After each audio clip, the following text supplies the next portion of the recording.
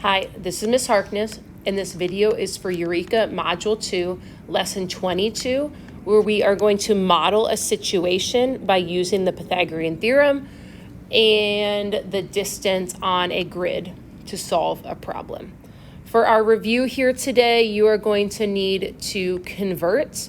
As a reminder, when you take something large like hours and you make it small like seconds, you are going to use multiplication. And that when you take something small like seconds and convert it to hours, you are going to use division. Suppose we go to an amusement park for a field trip. This map, which you can find further down the page, is a map of one section of the park. You want to suppose that you have an hour and 30 minutes, so that's 90 minutes, left until closing time to explore the rides at this section of the amusement park. Starting at the entrance, use the map to determine a path you can take to ride any 4 rides and make it back to the entrance by closing time. You cannot repeat a ride, and between rides, you assume that you run between rides at 5 miles per hour. Take wait times and ride times into consideration. So you're going to use your tools to sketch your path. You got to decide what rides are you going to go on. You got to figure out how long it will take you to make it back to the entrance. And then a follow-up question is, do you have any extra time before the park closes? Like if it's going to take you 88 minutes to do all you need to do, you had 90 minutes, your how much would be 2 minutes remaining.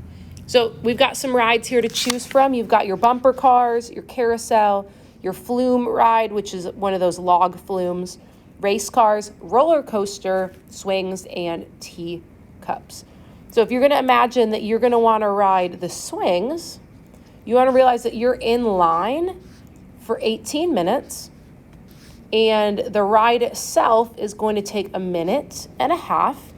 So your 18 minutes plus your 1.5 minutes, you're spending 19.5 minutes on that ride, plus however long it took you to walk there, and then you can figure out in total how much time is needed. So let's take a look at a worked out problem here on the next screen. For this particular example, the person has decided to ride the swings first. So from the entrance to the swings, a right triangle has been drawn in, and the scale must be 10 feet. So when you count up the cells of how many that are there, you'll see that there are 17, which means it's 170 feet and then 10 feet. You can see from the work then the Pythagorean theorem has been used. We've got a square and b square is c square, and c has been solved to be 197 feet. So this distance is 197.2 feet.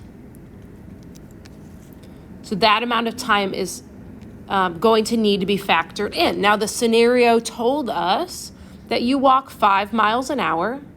So we needed to convert that to feet, which when you do the division, that's 7.3 feet per second.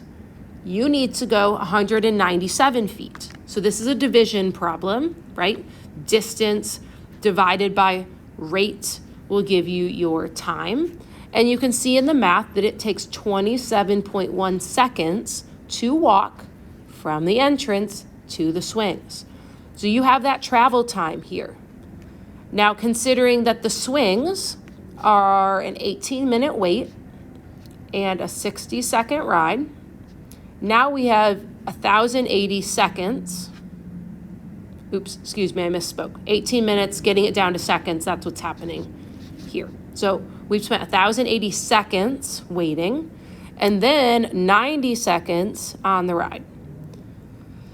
That gives us this time in seconds, which we then have to convert back to minutes. When you take something small, like seconds, and you go minutes, we are dividing by 60. So that is your first ride. Takes $19.95. If you round up to 20, you can. 20 minutes to get from the entrance to the swings, to wait in line for the swings, and then ride the swings, and then you would consider your next path. From there, maybe you're gonna go ride the carousel. So then you could draw in another right triangle. Okay, excuse my sketching there, pretty sloppy. But figure out the next ride.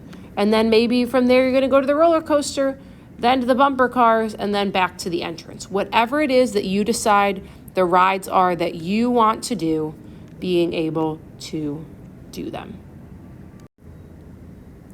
The remainder of the notes that you're seeing there in Notability is quiz practice.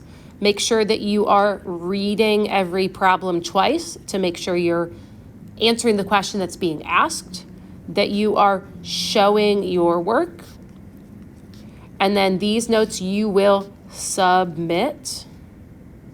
Let me spell that correctly. Okay, normally we don't submit our notes, but because of the nature of this lesson, we will be turning them in.